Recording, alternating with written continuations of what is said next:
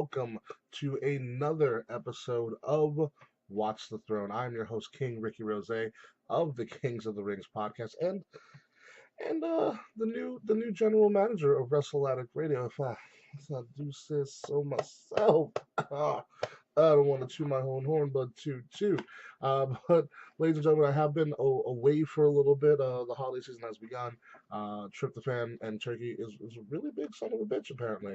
And so it knocked me out for a couple of weeks. But I am back in full force, ready to get rid of 2018 and go into 2019 with some new stuff and new content all around and a lot more consistent of Watch the Throne content. If you haven't seen this show before, here on Watch the Throne, myself, King Ricky Rose of the Kings of the Rings podcast.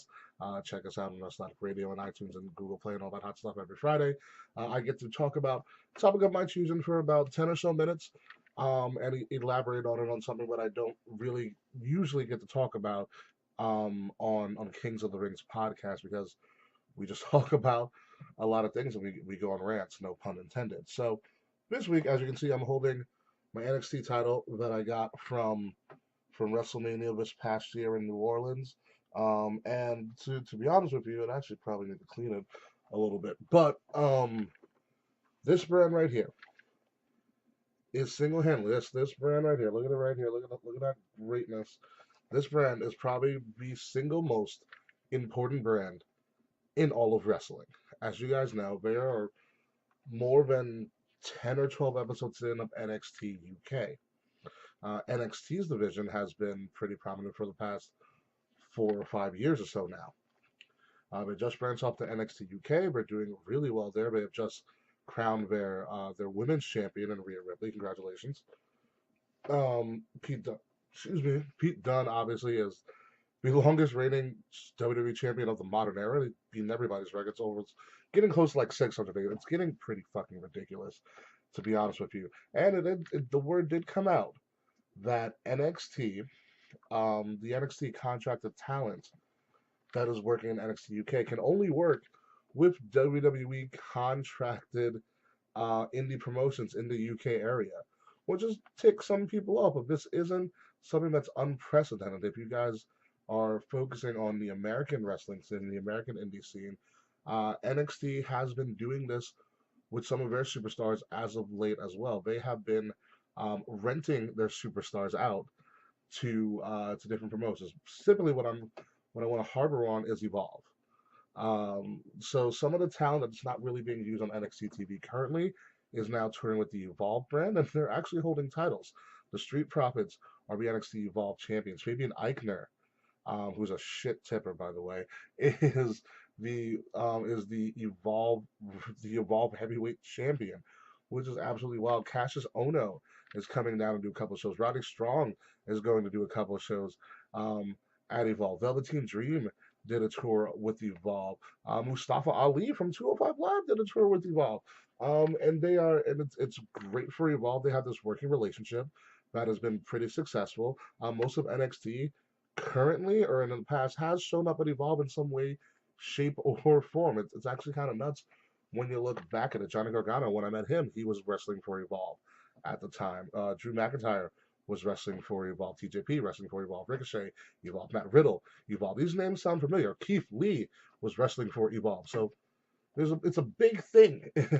Evolve is a very, very big thing, and it's a successful working relationship. It's kind of this whole farm system for WWE. And that sounds very interesting because you would think WWE already has a farm system. It's called NXT. Well, NXT needs their own system to get people to NXT and then to get them to WWE as the eventual goal. So you have to create up this mini system. And so how do you do that?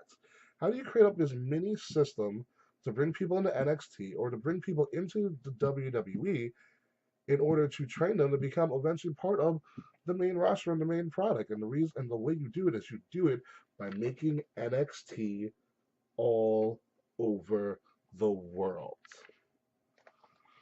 NXT is Triple H's baby. And Triple H is going to do something that has never been done before. I have nothing to back this up. If this is what I can see that he's trying to do. Okay, I do strongly believe that Triple H is going to bring back the wrestling territory system, the same system that Vince McMahon destroyed. Okay, but he's going to do it in a different way. It's going to be the territories, so it's going to be the WWE territories. So NXT is going to be your territories, but there are going to be NXTs all over the world. So it's not just a American territories; it's going to be world territories, and they're all going to be spearheaded by NXT. Don't be surprised if you see an NXT Performance Center show up in the UK within the next 5 years. And remember where you heard it first. That's what's going to happen. The territories are coming back, but the territories are going to be strictly NXT. Even in NXT UK, like I said, they can only work with contracted indie promotions that work directly with WWE. That's where it's going. I'm gonna call it NXT Globalization. Triple H is doing what I believe he's gonna bring the world into world wrestling entertainment. And in order to do that, you have to be in all parts of the world. But UK was a great place to start. But do not be surprised if he starts to crawl his way over into Japan and crawl his way into Australia. Don't be surprised about the whole Saudi Arabia thing. It's part of the plans as well. Maybe he goes into South Africa, maybe he goes into Africa. But the thing is, NXT took over America by storm. Now NXT is about to take over the world. NXT Takeover, the first ever UK Takeover got announced a couple of weeks ago. That's gonna be the first of many. It's going to be a pretty wild ride because sooner or later WWE is going to globalize wrestling, and the only way you're going to get quality stuff is being through WWE. You're either going to adapt and run with them or run from them. And you're probably better off running with WWE than running from them because they are leaps and bounds ahead of everybody else in wrestling, and everybody else is just catching up. Think about it this way, folks. WWE recently signed two separate $1 billion contracts with two different television companies, one of them being Fox in national syndication, the other one being the USA Network for Raw. Think about that. They have $2 billion, $2 billion television deals. No other wrestling promotion can come close to that.